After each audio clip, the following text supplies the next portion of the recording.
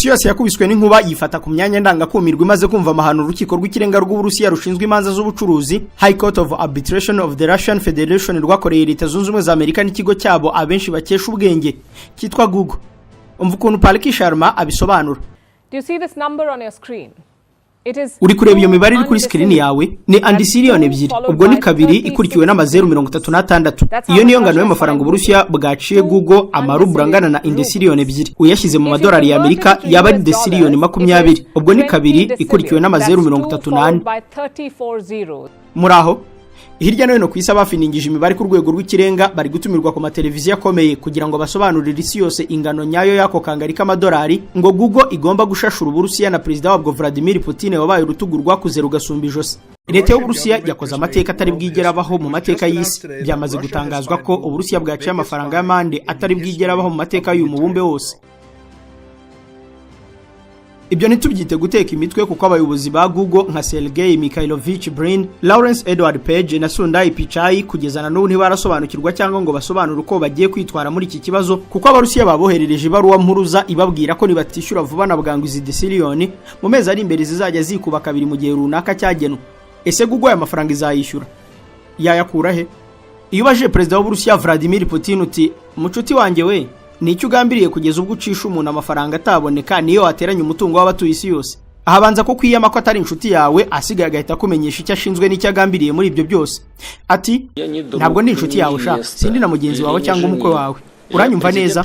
Ngewe ni perezida wa Federasiyo y'Uburusiya, miliyoni 146 z'abantu bafite inyungu runaka z'igihugu bari guharanira. Rero ni inshingano zanjye kurinda izo nyungu.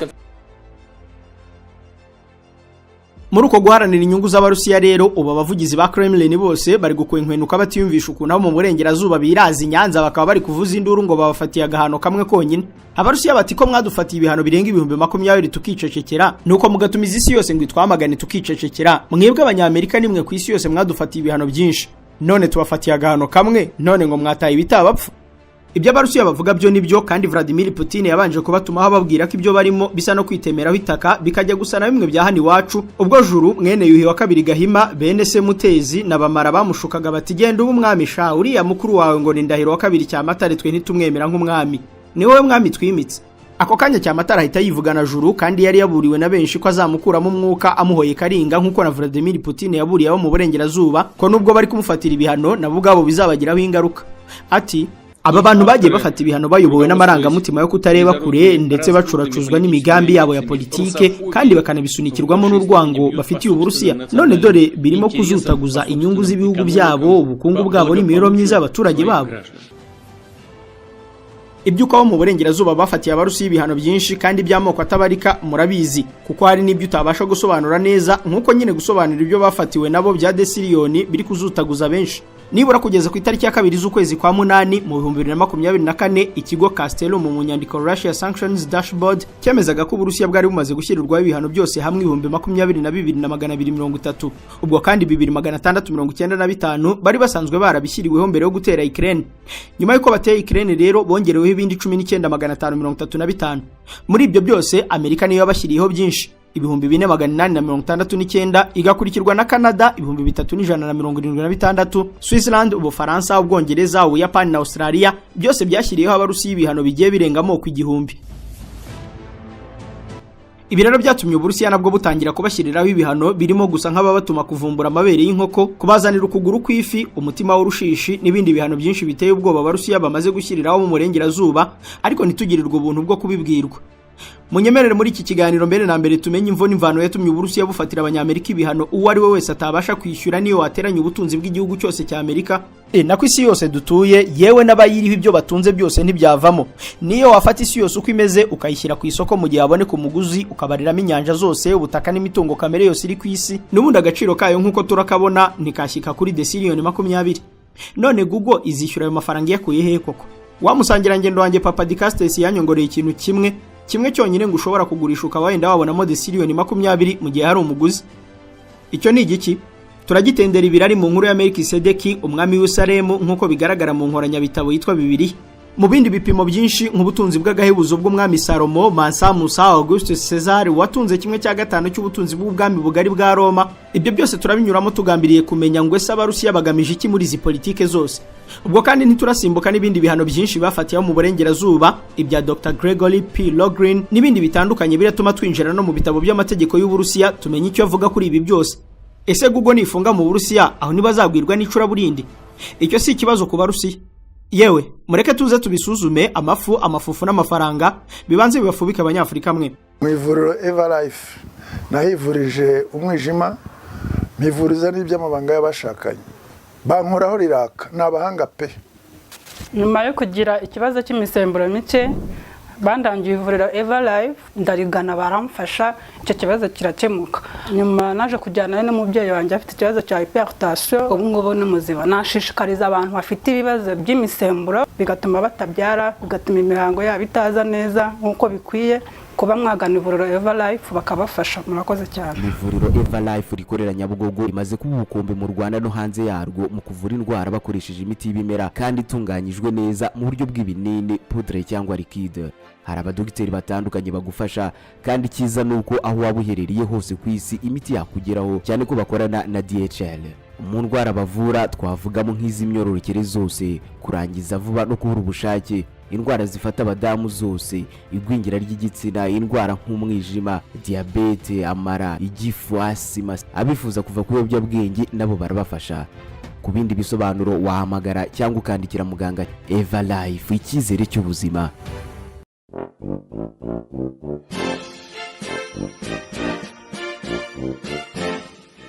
Iyo witegereje abahanga bari hanze aha mu nzego z'imirimo nk'ubukungu n'ishoramari, amategeko, ikoranabuhanga, uburezi n'ibindi, ntabwo bikubaho kwibaza aho bize.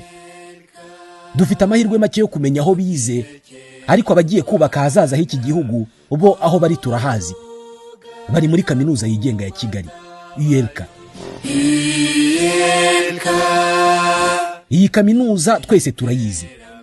Gusa birashoboka ko icyo utaruzi hari amashami yayo y'icyiciro cya kabiri cya kaminuza atanga amasomo ari mu burezi mu by'ibinyabuzima n'ubutabire, cyangwa se education in biology and chemistry, education in computer science and physics, amasomo y'uburezi mu by'indimi n'ubumenyamuntu, cyangwa se languages and humanities in education, amasomo arebana n'ubukungu n'ubucuruzi, cyangwa se economics and business studies, amasomo arebana n'amategeko n'amashami agendana nayo yose, amasomo mbonezamubano cyangwa social studies, amasomo y'ikoranabuhanga. Iyi ni kaminuza itanga amasomo y'icyiciro cya gatatu cya kaminuza cyangwa se masters mu mashami nka business administration, MBA, master of finance, master of accounting, master of science in economics, master of governance, master of development studies, master of law in public international law, master of international economics and business law, master of science in internet system. Hanyuma ninde watanga uburezi muri iki kinyejana ngo ntashyiremo amasomo ya tekinike, imyuga n'ubumenyingiro? Uwo ntabwo ari ULK. Niyo mpamvu iyi kaminuza ifite ULK Polytechnic Institute program itanga amasomo arimo electrical technology, electrical and telecommunication, construction technology na land surveying engineering. Aya ni amasomo urangiza ugahita ujya mu kazi. ULK ifite campus ya Kigali aricyo cyicaro gikuru, ndetse na campus ya Gisenyi. Amasomo atangwa ku manywa, mu ijoro no mu mpera z'icyumweru cyangwa se weekend program. Abiga education hari na programme y'ibiruhuko, kandi kwiyandikisha birimo gukorerwa kuri campus ya Kigali, ya Gisenyi, cyangwa se ugahamagara kuri 07 88 30 40 86 cyangwa 07 88 30 41 73 cyangwa 07 88 30 40 83. Mwanasura urubuga rwa internet wa@ulk.ac.raw. Bantu mwiga n'abigisha muri ULK, ahazaza h'ubukungu bwacu hari mu biganza byanyu.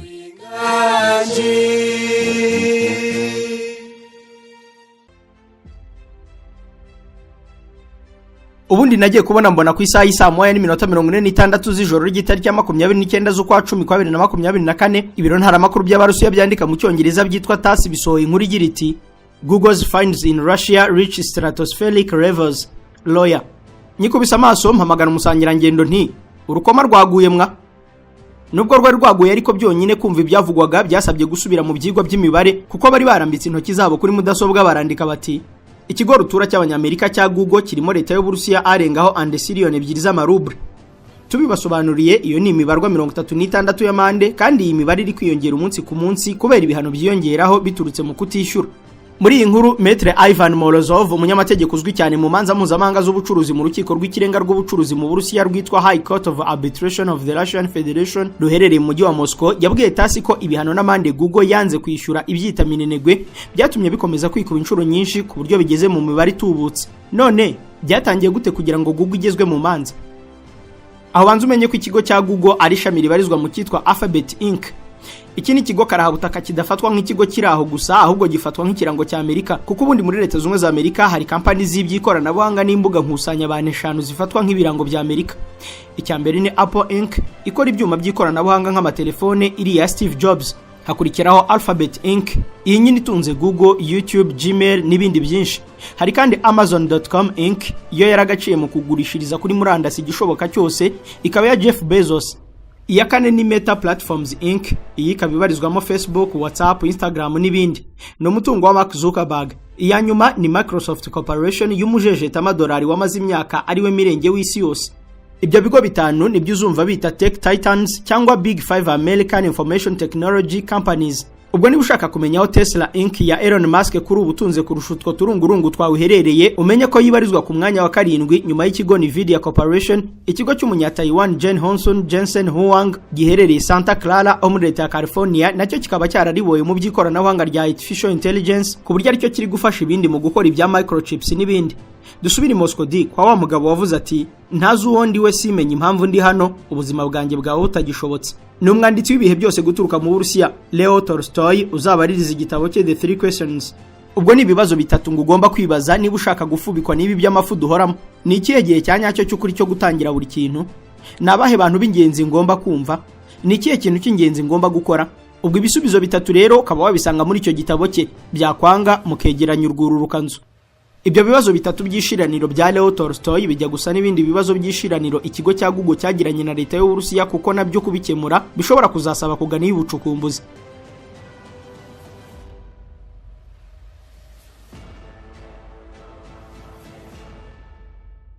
Ubundi kibazo cyatangijwe n'ibintu bibiri. Icyambere ni intambara yo muri Ukraine ndetse n'umugabo witwa Konstantin Valerievich Morofev. Reka barewe duhereho uyu mugabo di. Uyu mugabo ni umunyamahame akamuheza nguni cyane cyane iyo bigeze mu gukunda igihugu cy'Uburusiya, imico yacyo n'ubutegetsi bwacyo ndetse n'imigirire yacyo. No mujejeta amafaranga unakunzwe na benshi kugeza ubwo ari uyobora icyarimwe umuryango bavuga kutegamiye kuri leta witwa Double Headed Eagle. Uyu kaburwanira amahame gakondo y'Abarusi. Ni umuyobozi kandi wa International Investment Fund Marshall Capital Partners.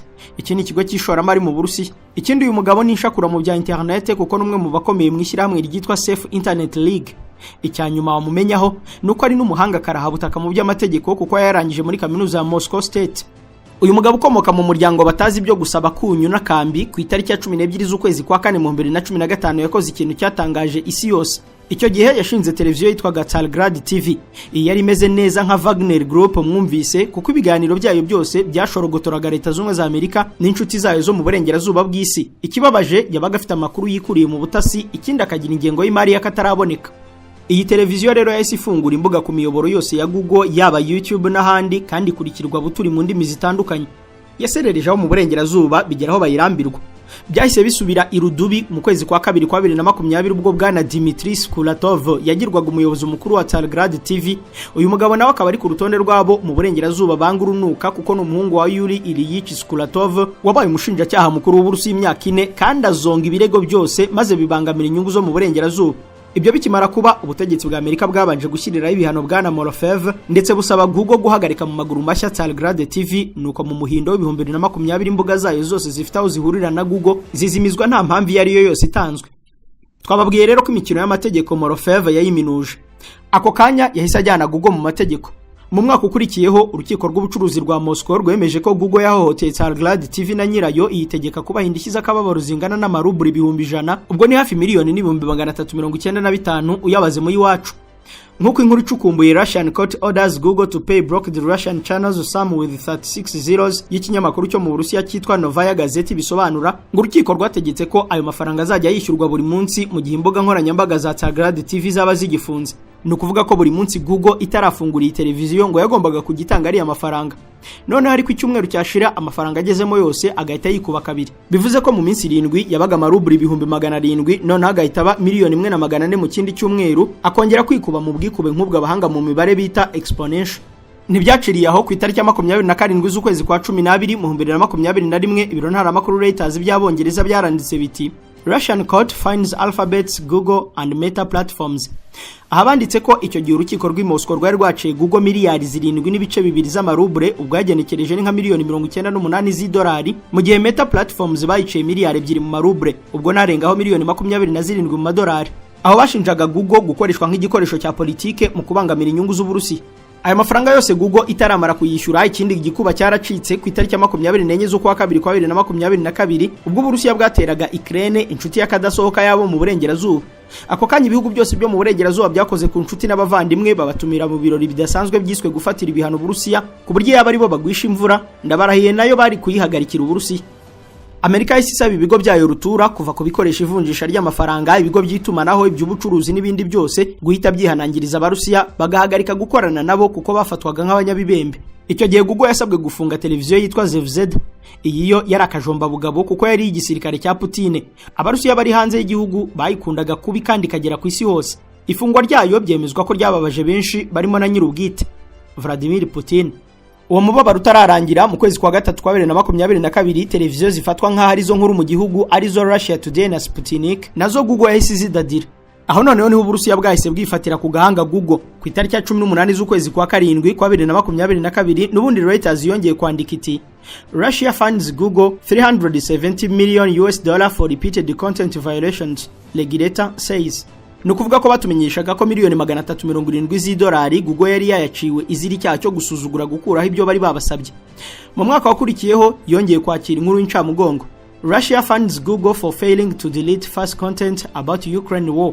Iyo ni inkuru yo ku itariki ya 17 z'ukwa 8 kwa 2023 y'ikinyamakuru cyitwa Politico gikorera Virginia muri Leta z'Ubumwe za Amerika kigatangaza inkuru z'ikivuge cya politike gusa. Aho rero bemezaga ko Uburusiya bwaciye ibihano bya miliyoni 3 z'amaruble Google nyuma yo guhamwa n'icyaha cyo gusuzugura leta y'Uburusiya. Yabasabye gusiba amakuru abeshyera Uburusiya ku bijyanye n'ibiri kubera mu gihugu cya Ukraine ariko bakinangira. Abarusiya basanze bidahagije nuko mu ntangiriro z'uyu mwaka babakubita urundi rubando. Hari ku itariki ya 13 z'ukwa 3 kwa 2024 ubwo ibiro ntaramakuru by'abanyaturikiya Anadolu Agency byagize biti Russia funds Google for failing to restrict access to prohibited content. Ubu noneho miliyoni 4 z'amaruble zari zaciwe Google bayishinja kudakumira ku rubuga rwayo rwa YouTube inkuru zirenga kuri ya mategeko yanditse mu bitabo by'Uburusiya. Bayishinjaga kubikora nkana. Byagiye kugeraho Google nayo imaze gufunga televiziyo hafi ya zose zivuga ikintu cyose cyerekeye no kuvuga neza Uburusiya. Urugero ni Channel 1 n'indi televiziyo rurangiza yitwa NTV n'indi yitwa Ria Fan. Ku buryo umunyamakuru Ty Lush wa Forbes mu nkuru Russia funds Google $20 billion, many times larger than global GDP for blocking state media channels. Here's what to know. Yemeje ko niburi ibigo rutura by'itangazamakuru 17 kugerekaho na channel zisanzwe 1000 na video zirenga 15,000 byose guturuka mu Burusiya cyangwa ahandi hose bipfa kuba bivuga neza Moscow ngo byafunzwe na Google. Izo channels zose zibimburiwe na biriya bigo 17 byose byahise bikurubana Google mu nkiko za Moscow. Abacamanza nabo sukwegeranya ibindi bihano kandi bya bindi bya Tagrad TV byo mu 2021 nabyo byari bikiri kwikuba muri yanjyana nababwiye ya exponentiel. Ubu bwikube kandi ni nabwo bwabarirwagaho ku kinyamakuru cyose cyatsinze Google kuva intambara yo muri Ukraine yatangira. Ibyo byose byagendaga byikuba ku buryo mu kwezi kwa 9 k'uyu mwaka 2024 Google yari igejejemo amafaranga y'amaruble angana na disiriyoni 13. Nibyagarukiye aho kuko ku itariki ya 29 z'ukwezi kwa 10 mu 2024 ejo bundi aha rwose urukiko rwatangiriyeho rwanzura ko Google igomba kwishyura igiteranyo cyose hamwe kingana n'amaruble and disiriyoni 2. Mureke tubisobanure neza. Mu buryo bwo kubara ibintu hari imibarwa itagikenerwa kenshi mu buzima bwa muntu kuko nta biriho byo kubarwa kugeza ku ngano nini nk'iyo.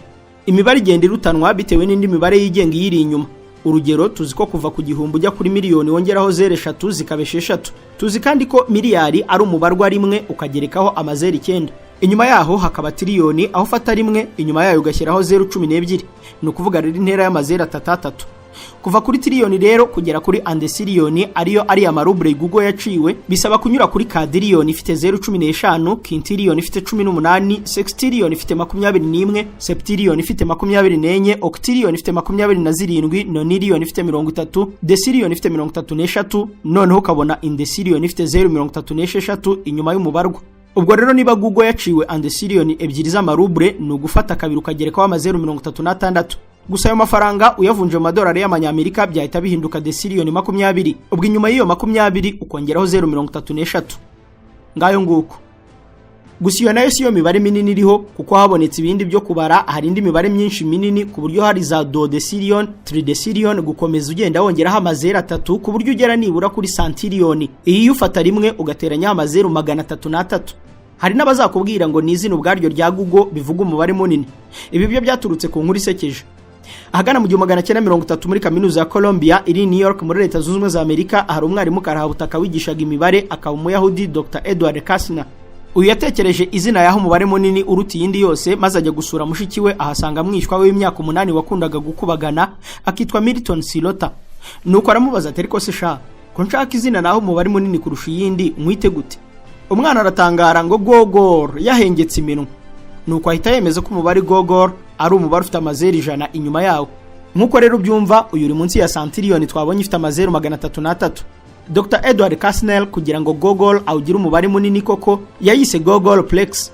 Uyu rero no gufata rimwe ugashyiraho amazero angana na Gogol. No kuvuga kugira ngo ubone Gogolplex ufata rimwe inyuma yayo ugashyiraho amazero 1, 2, 3 gukomeza ubara kugeza ugejeje ku mubare wa Gogol. Mu gisobanuro cyoroshye kumva ibyo bya Gogol ufashe izo zeru ukazirambika ku isi ntizabona aho zikwirwa, niyo wazirambika mu isanzure hose hazwi ntizakwirwamo. Ngiyi impamvu Gogol bayitirira umubare uruti yindi yose. Gusa hakaba kundi kuvuga umubare munini mu magambo nk'umubare witwa zillion. Uwo ni umubare munini utaranatangajwe. Ibi ni nka kumwe nyine wabwira umuntu ngo ni ibintu byinshi cyane ngo nama miliyoni n'uruhumbira jana ibintu nk'ibyo ngibyo. Inkuru ya Gogol na Dr. Edward Kastner wayisoma mu gitabo Dr. Douglas Gisi yamwanditseho akakita Edward Kastner A Biographical Memoir. Dukomeze. Nkuko twabyumvise rero desiliyoni 20 zirambuyeho 0.36 na amafaranga mu madolari atarigeze abaho ku buryo niyo wateranya ubutunzi bw'isi yose byaba bimeze nko gutera akabuye mu nyanja kuko nibura muri uyu mwaka wa 2024 ikigega mpuzamahanga cy'imari ku isi IMF cyemeza ku isi yose kuri ubu ifite ibicuruzwa na serivisi byose bingana na tiriyoni nibura 110 bivuze ko n'iyi isi yose yaguriza Google itabona icyo yishyuye abarusiya. Nibura se hari abantu bigeze gutunga amafaranga angana gutya? Niki cy'agaciro kiri ku isi cyangwa mu isanzure cyavamo ubwo butunzi abarusiya bakeneye kuri Google? Mbere yo gusubiza ibyo bibazo buri wese yumvise iyi nkuru yabifata nk'ubusazi, abandi bakabifata nk'aho binyuranyije n'amategeko kuko nta tegeko ryageze ibihano kuri ako kagero. Ibyo bigatuma twibaza ese ubu bugome bwose abarusiya bakoreye Google bwemewe n'amategeko y'Uburusiya? Igisubizo ni yego. Ibi bintu abarusiya basa n'abari barabyiteguye barema amategeko yo kumvisha ibigo byabo mu burengerazuba cyane cyane ibitangazamakuru n'ibigo nk'ibi bya Google, Facebook n'ibindi. Babikoze nabo mu mategeko bise ko arayo gukumira amakuru y'ibihuha, kugenzura no guhana amakosa yose yakorwa n'ibigo by'itumanaho, itangazamakuru n'urusobe rw'imbuga nkoranyambaga.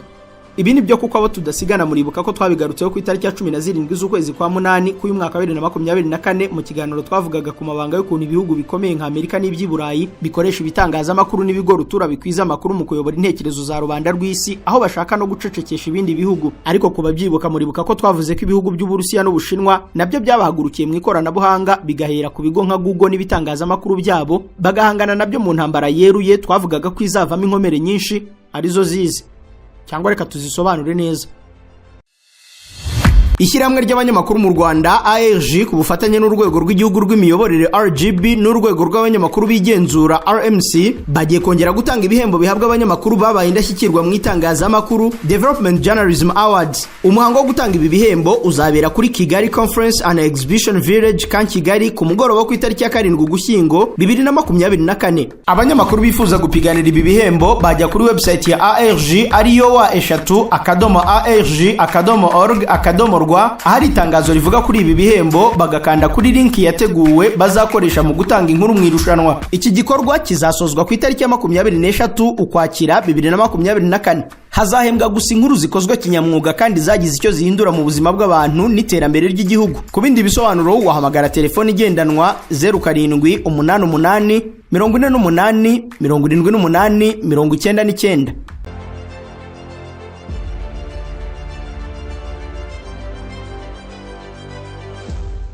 Mbere haburi gihe ngo abarusiya batangiza intambara muri Ukraine batangiye kwiyenza ku binyamakuru byabo mu burengerazuba. Nk'ubwo ku itariki ya 18 z'ukwezi kwa gatatu kwa 2019 Perezida Vladimir Putin w'Uburusiya yasinye amategeko abiri icyarimwe. Ni itegeko riha uburenganzira ikigo gishinzwe igenzura ry'ibinyamakuru cyitwa Roskomnadzor, gusa kizwi nka Federal Service for Supervision of Communications, Information Technology and Mass Media, aho muri iryo tegeko Putin yaciye iteka ko ahaye ubushobozi bw'ikirenga iki kigo bwo kuzajya ko kanya gihagarika inkuru n'amakuru adafitiwe gihamya, ibizwi nka unreliable information. Itegeko rya kabiri Putin yasinye ni rishyiraho amande mu mafaranga ku wakoze ibikorwa nk'ibyo byo kurenga ku mategeko yose ari mu itegeko ngenga rya mbere, ndetse niho handitse amande ahura neza n'ibigugo yakorewe, aho waciwe amande mu buryo bwo kurenga ku mategeko y'itangazamakuru azajya kubirwa mu buryo bwa exponentiel. Ibyo nabyo ntibyarangiriye aho, kuko nyuma y'uko Uburusiya butangarije ibikorwa bya gisirikare byihariye intambara muri Ukraine, abo mu burengerazuba babakusanyirijeho ibihano birimo kubahagarikira ibinyamakuru byose, nuko Putin nawe yegeranya abanyamategeko bacura amategeko yisumbuyeho yo kubirukana no kubarya nk'injereri mu matwi. Ku itariki ya 4 z'ukwezi kwa gatatu kwa 2022 yahise asinya amategeko nimero 32/FZ, nuko iri rituma mu gitabo cy'amategeko agena ibyaha n'ibihano cya Federasiyo y'Uburusiya hongerwamo ingingo ya 207 agace ka gatatu. Muri iyi ngingo nk'uko byakuwe mu Kirusiya bigashyirwa mu zindi ndimi, hagaragaramo ko kuvuga amabanga y'igisirikare, gukwirakwiza amakuru yacyo kandi utayafitiye ibimenyetso, ndetse bikagaragara ko wari ubigambiriye, ako kanya tayari imyaka 15 urayirya mu buroko da.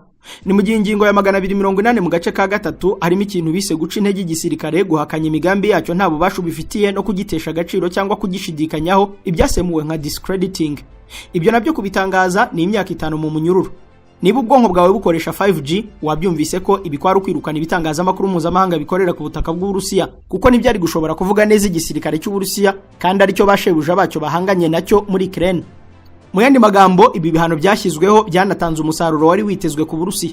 Ako kanya ikinyamakuru giserukira Leta Zunze Ubumwe za Amerika cyitwa CNN cyabaye cyambere gufunga imiryango i Moscow, gikurikirwa n'ibindi byo muri Amerika birimo NBC, CBS, ABC n'ibiro ntaramakuru Bloomberg News. Mu Bwongereza BBC nayo isifunga ishami ryayo rya Moscow. Ibigo rutura by'abanya-Espagne bibiri ari byo Corporación de Radio y Televisión Española, Sociedad Anónima na Agencia F byarafunze, n'abataliyani n'ibigo byabo byakoreraga mu Burusiya, Radio Televisione Italiana TG5 ndetse n'ibiro ntaramakuru by'abataliyani Agencia Nazionale Stampa Associata byose byagetseho imiryango bitakaza umugati, abanyamakuru babyo mu Burusiya bajya gukwikira imijyojo.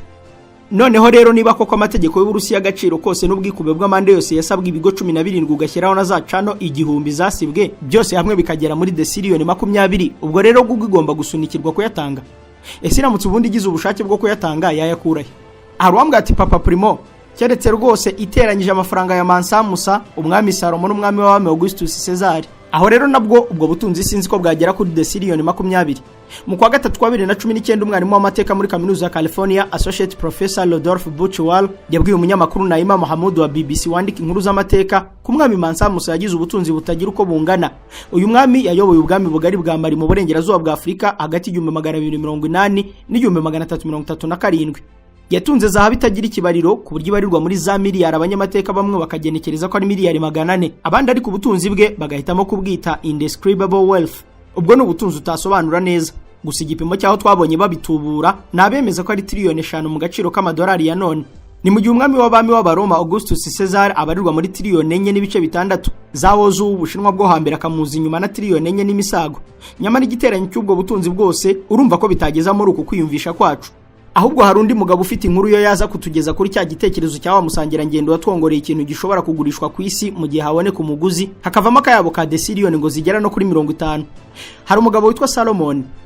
Byaba gukabya cyangwa ari ukuri, ariko bamwe bemeza ko Salomo ashobora kuba yaratunze zahabu zingana na toni 1500. Ibi bigaturuka ku kuba muri Bibiliya igitabo cya kabiri cy'ibyo ku ngoma igice cya 9:13 baragize bati izahabu yajyaga kwa Salomo mu mwaka yari itaranto 663 udashyizeho iz'abagenza n'abacuruzi bazanaga, kandi abami ba Arabiya bose n'abatware bo mu gihugu bajyaga bazanira Salomo izahabu n'ifeza. Ku batazi igipimo cyitwa itaranto ni igipimo cy'uburemere cyakoreshwaga hambere yaba mu bwami n'Isirimuka rya Babuloni mu gihe cy'Abagereki na nyuma yaho kugeza mu 1795 ubwo Abafaransa badukanaga ibi bipimo bya kilogarama aho bahuje kilogarama imwe na litiro imwe y'amazi. Nyamara ushatse kumenya neza ubutunzi bwa Salomo wamenya ko itaranto imwe y'icyo gihe ipima nibura kilogarama 58.9. Ibyo bivuze ko nibura ku mwaka yabonaga toni 39,227.4. Aha kandi ukamenya ko yategetse imyaka 39 kuva muri 970 imbere y'amaza ya Yesu kugeza muri 931. Aho rero mu mibare itagoranye yaba yarakusanyije toni nibura miliyoni 1,529,868.6. Nicyo cyatumye mu nyandiko Pastor Randall Owens akaba n'umuhanga mu bukungu yaremeje mu nyandiko Solomon Wealth yo ku itariki ya 26 z'ukwa gatandatu k'umwaka ushize wa 2023 ko Solomon yari atunze nibura tiriyoni 2.1 ubaze mu madolari ya Leta Zunze za Amerika, kuko nibura toni ya zahabu ishobora gukosha saga miliyoni 64 z'idolari ry'Amerika. Kugira ngo rero ubu butunzi bwa Salomo tubugeze ku mafaranga Uburusiya bubaza Google byasaba ko nibura tuyakuba inshuro miliyari 10 inshuro tiriyoni kugeza ku gukuba tiriyoni. Yampaye ubwo simba canze di. Aha rero byansabye kubaza abafiningije iby'imibare niba ibyo batubwiye ari byo nabyo byasaba gukorerwaho ubundi bushakashatsi. Kugira ngo ariko ibintu tubyoroshye hari ubundi butunzi bwa Salomo twakongeraho nabwo bukaba bwatwegereza imibare yindi. Salomo aka Jedidia akaba mwene Dawidi wa undi wateruye intosha akahuranya mu kigabo kinini cyari cyamusuzuguye. Amateka y'Abayahudi yemeza ko ari we wanditse ibitabo by'agaciro byakugora kubara bikaba birusha ibindi byose ubuhanga muri Bibiliya yose. Ibyo birimo igitabo kabushungwe cy'imigani, igitabo cya kindi cyavugishije benshi cyitwa Umubwiriza, igitabo cy'indirimbo ziswi za Salomo gikubiyemo indirimbo z'agahebuzo kuri benshi, ndetse n'igitabo cyihariye cyitwa Zaburi. Kuri icyo cyanyuma cyo hari abahanga mu by'imyemerere nka Dr. Uriel Simon, umwarimu w'amateka yo muri Middle East muri kaminuza ya Haifa, ku mpapuro zisagura 160 z'igitabo Four Approaches to the Book of Psalms from Sadia Gaon to Abraham ibn Ezra, yemeza ko Solomon yanditse Zaburi ebyiri zonyine mu gihe izindi zanditswe n'abarimo Azafu wanditsemo 12, urubyaro rwa Kora rwanditse 10, abitwa Etan na Heman bandika 2, izindi zisigaye ngo zandikwa n'umwami Dawidi papa wa Salomo, kimwe n'undi mwami nashakaga ko tuvugaho witwa Melkisedeki. Uyu mugabo nawe akaba ikindi gitangaza cyihariye ukwacyo nk'ibyo bya Google n'Abarusiya. Icyambere yari umwami w'ubwami bw'igitangaza kandi bukaba na bugari. N'ubwami bwitwaga Salemu aribwo bwaje kuba Kanani, ubu n'ubutaka burambaraye ibihugu bya Isiraheli, West Bank na Gaza, Jordania, Syria na Liban. Ikindi gitangaje kuri we nk'uko inyandiko ziri muri Bibiliya zibyemeza, cyane cyane itangirira igice cya 14, ngo niwe muntu w'igitangaza waba warigeze kubaho mu bushobozi busumbye kure n'ubwa Aburahamu ufatwa nk'umukurambere w'ababyizera. Nyamara ngo nawe Aburahamu yamupfukamye imbere. Ni mu gihe muri Bibiliya nanone mu gitabo cyanditswe n'imbata y'Imana Apotre Paul akacyita Abaheburayo igice cya 7 umurongo wa 2 kugeza ku wa 3 yatunguranye atumenyesha ko Melkisedeki atigeze abyarwa, ndetse yewe ngo ntagira itangiriro n'iherezo da. Ari nacyo cyatumye hari umuhanzi ubihangamo indirimbo ati ahari ubwana haje ubwanwa. Biography nk'iyo ifasha kutigira karaha kajya he, kuko kubaho kwanjye si nk'ukwa Melkisedeki umwami w'i Salemu. Ntawuzi uko yageze ku isi, ntiyavutse ku mugore ndetse ntiyigeze se. Ibyo yaririmbye nibyo, kuko Abaheburayo igice cya 7 umurongo wa 2 kugeza ku wa 3 haranditse hati Melkisedeki wari umwami w'i Salemu n'umutambyi w'Imana isumba byose, wa wundi wasanganiye Aburahamu ubwo yatabarukaga avuye gutsinda abami amuha umugisha. Ni nawe Aburahamu yahaye 1/10 cya byose. Ubwa mbere izina rye risobanura ngo umwami wo gukiranuka, kandi irya kabiri yitwa umwami w'i Salemu risobanurwa ngo umwami w'amahoro. Ntagira se, ntagira nyina, ntagira basekuruza, kandi ntafite itangiriro ry'iminsi cyangwa iherezo ry'ubugingo. Ibyo nabyo ni ikindi gitangaza rwose mu buzima bwa muntu, gusa ko kantu ko kuba atagira iherezo ry'ubuzima kumenya baragatekerejeho nabi, kuko menya atakiriho. Keretse niba ari bya bindi nabyo by'amayobera Kiliziya yise mu Kilatini Sancta Mysteria, ubwo ngo n'amayobera matagatifu. Nkuko nyine nibyo bya Google na Vladimir no kwishyura desiriyoni 20 nabyo bitabura kwitwa Sancta Mysteria. Uramutse ufashe ubwo butunzi bwose uhereye kuri ibyo bitabo by'agaciro n'ubuhanga byabi bya Salomo, guteranyaho ubuhanga bwa papa we Dawidi, yewe n'ubutunzi bwa Melkisedeki, n'ubundi ntituragera kuri desiriyoni imwe. Gusa kuri Melkisedeki hari ikintu cy'agaciro afite twashyira ku munzani, igiteranyo cyabyo kikaba cyarenga agaciro ka desiriyoni 20 Uburusiya busaba Google.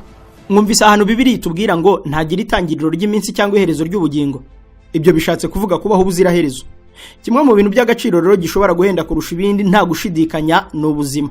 Niyo bagusaba miliyari y'idolari uyifite ugiye gupfa ngo bakongeza imyaka 20, uko byagenda kose ntiwashidikanya kuyitanga. noneho rero agaciro ko kubaho ubuziraherezo ko gashobora kuba kahenda kurusha ibiriho n'ibitarabaho, ndetse hagize umushoramari ushyira ku isoko igicuruzwa cyitwa ubugingo bw'iteka atari bya bindi by'aba bandi bababeshya bya bindi, uwo mushoramari igihe gito yaba amaze kugurisha igicuruzwa cye ku batunzi bose bo ku isi kandi ku giciro cyose yashyiraho, bapfa kuba bakigondera gusa. Nubwo bimeze bityo nabwo byemezwa ko byasaba igiteranyo cy'ubugingo bwa benshi kugira ngo ziriya desiliyoni 20 ziboneke. Reka tubijyane mu yindi mibare. Utekereza iki turamutse tubaza agaciro k'ubugingo buhoraho ku binyabuzima byose biri ku isi? Yampaye ko tugeze kure badi. Dr. Gregory Logrin ni umunyamerika w'umu astrophysicist. Iyi ni siyansi ikoresha ubugenge n'ubutabire mu kwiga ibintu bituye ku isanzure, imimerere, imigirire n'amahame yabyo. Uyu musaza anabyigisha muri kaminuza iri mu zikecuye ziri ku mubumbe. Ku myaka 323 iteretse neza mu gisagara cya New Haven ho muri Connecticut muri Leta Zunze za Amerika. Ni kaminuza yitwa Yale. Iri mu 10 zihambaye ku mubumbe. Mu buhanga bwe ku by'isanzure n'ibiyirimo yagize amatsiko yo kumenya ngo isi yose ifite agaciro nibura kangana iki tugakize mu mafaranga. Mu 2011 yakoze ubushakashatsi bwimbitse atumira n'abahanga kabuhariwe mu bukungu, maze birangira bavumbuye nibura umubare munini w'agaciro k'ikintu cyaba gihenze kurusha ibindi byaba byarashyizwe ku isoko, umubumbe witwa isi. Icyo gihe hatangarije umushakashatsi wa Scientific America Bwana Lee Billings ati, ukuri nuko ikiremwa muntu kitabasha kuguranura umubumbe w'isi. Nk'ubwo ushyize ku isoko imibumbe yose, umubumbe witwa isi wabukosha cyane kuko wabungana na kadriyoni 5. Ni mu gihe indi mibumbe nka Mars ifite agaciro k'amayeri 10,000, naho nka Venus yo nta n'uwaguha n'ubusa. Kugeza aho Dr. Gregory Logrin yari amaze kwemeza ko isi dutuye nibura twese tubyumvikanyeho tukayigurisha, buri wese agafata umugabane wako kanya gashaka iyajya, badushashura kadriyoni 5. Iyo ni 5, inyuma yayo ishyizeho 0.15. Uyu muhanga yagaragaje ibintu byaba bigurishijwe akuramo ikintu gikomeye. Yabanje kwemeza ko igituma isi yagurishwa ako kayabo ngo mbere na mbere ari uko ari wo mubumbe bizwi neza ko ubuzima bushoboka. Icyo kikaba ikintu cy'agaciro ngo gihenze cyane kurusha n'ubundi butunzi. Ibyo rero ngo wabiteranyaho inyamaswa, ibinyabuzima n'ubutaka n'ibindi byose biri ku isi, ibyo bikaba byagura kuri karaka yabo. Nubwo ari ku isi ifite ubuzima, ibituyeho by'ibinyabuzima byo ngo biyimaraho iminota mike cyane, no kuvuga ko ubaza imyaka yenda hagati ya 80 n'ijana umuntu warambye amara ku isi, ngo iyo ngingana n'amatiyeri sugereranyije na za miliyari y'imyaka isanzure rimaze ribayeho. Iyo ngingo ngo niyo yonyine nini yabonye yatuma umuguzi yaduhenda akaduha turiya dufaranga tw'intica ntikize, kuko nubwo isi itanga ubuzima no kuyibaho, ariko ngo irabyihutisha cyane. Ibinyabuzima biyiriho ubuzima bwabyo bukarangira vuba na bwangu. Ibyo bishatse kuvuga ko tugize ubuzima nk'ubwa Melkisedeki umwami w'Isalemu, wa undi batubwiye ko atagira itangiriro n'iherezo, twese tukaba dufite ubuzima nk'ubwe, uretse ko twabonye ko nabyo byaba amandi manyanga yo kuba bitaramubayeho cyangwa ntaba ari we bavugaga. Ariko igitekerezo cy'uko ubugingo buhoraho buhenze ku buryo hari aho bubonetse noneho Google yahita iburangura ikaba ari itangira kubucuruza uko byagenda kose, yazagera ikazabona za desiliyoni 20 z'Abarusiya. Ngiyi impamvu Papa Dicastes atekereza ko kimwe mu bintu bihenze kurusha ibiriho byose ngo ari ubuzima. Ubuzima burahenze my friend, ku buryo ugiye kubugurisha rwose wabona akayabo. Noneho rero bivuye mu ntekerezo bikaba impamo ngo niyo yenda Google yabona inyishyu, ariko ngo nabyo byaba bisobanuye ko tugiye kubona bimwe abizera bazabona mu ijuru, aho amahundo, amahumbezi bizahundagara ku bazaba barabiruhiye. Ibyo nabyo kuko mu bushobozi bwacu nk'abantu tutabifitiye ubushobozi, igisubizo ni cya kindi. Google ntizigera ibona ubwishyu kabone niyo yagurisha isi yose n'abayiriho mu gihe dufite ubuzima burangira, ntawe wabarengereza kadriyoni 5. Ibyo se byaba bivuze ko igomba kuzafunga imiryango mu Burusiya bikazasiga izindi ngaruka nyinshi. Ikoranabuhanga rimaze gutera imbere ku buryo umunsi tuzaba dufite imodoka ziguruka nabwo hazaba hari abantu bazi kuzikanika. Hazaba hari ibigo nka Korea Automobile Training Center, ikigo cyigisha tekinike cyabiherewe uburenganzira na Rwanda TVET Board. Ikigo gitanga ubumenyi buri ku rwego mpuzamahanga kandi mu gihe gito. Twigisha umuntu ibirebana na tekinike y'ibinyabiziga bigezweho kuva ku bumenyi bwo hasi kugera abaye umu engineer. Ikigo cyashyizeho uburyo bwo gutanga ubumenyi n'ubunararibonye ku binyabiziga bigezweho. Abize gukanika mu bihe byo hambere bari mu bahawe ikaze mu kwihugura ku binyabiziga bigezweho. Abarimo kwiga ubu nabo nuko. Nimuze mwihugure mugendane n'umuvuduko ikoranabuhanga muri uru rwego rigezeho. Abize muri Korea Automobile Training Center bose uko bakabaye, icyo bahuriyeho ntabwo ari ubumenyi bwo ku rwego rwo hejuru gusa, ahubwo banahuriye ku kuba basigaye bikorera. Nibo batanga akazi kubiza ahandi. Abatunzi imodoka nimutugane tubahugure ku mikorere n'imikoreshereze yazo mu gihe kitarenze isaha imwe, ubumenye byinshi ku kinyabiziga utunze. Abifuza kugura imodoka cyane cyane zifite ikoranabuhanga rigezweho nimutugane tubagira inama y'imodoka mwagura. Niba ugiye kugura imodoka yakoze inaha, nayo yituzanire tuyigusuzumire, tukubwira ubuzima bwayo, tunakugira inama mbere yo kwishyura. Abaguze imodoka zigezweho nimutugane tubafashe kuzitaho no kuzibungabunga kubera ko imodoka ni imashini yakozwe ngo izamara igihe. Korea Automobile Training Center itegura ikinyabiziga cyawe kikaramba kikamara imyaka cyagenewe kumara, kubera ko dukoresha imiti yabugenewe mu gukora maintenance y'imodoka yawe. Iyo uzanye imodoka yawe ifite ibibazo uyisubira nayo yabaye nshya igasubirana agaciro ku isoko. Dukorera igikondo kuri Mereze ya mbere iruhande rwo kwa Padiri. Hamagara 07 86 20 60 54. Urifuza gushyira business yawe rwagati mu mutima w'imyidagaduro ahari urujya n'uruza rw'abantu kandi aho utabyiganira abakiriya n'abandi bantu? Waba ukeneyeho washyira banke, depot pharmaceutique, ishuri, clinique, ibiro byisanzuye, salon de coiffure, liquor store, supermarket ndetse n'ibindi. Hari inyubako yujuje ibi byose. Ni inyubako yitwa KU Plaza, inyubako ngari cyane y'ibirahure by'ubururu iherereye Remera iruhande neza rwa control technique. Muri iyi nyubako hari ibyumba bikodeshwa kandi ku giciro kiberanye n'ubwiza bwayo. Ushaka gukodesha muri iyi nyubako ibereye ijisho, tugane. Duherereye neza mu marembo ya Beka Arena na Stade Amahoro. Ku bindi bisobanuro duhamagare kuri 0788 35 0907 cyangwa 0785 70 39 38.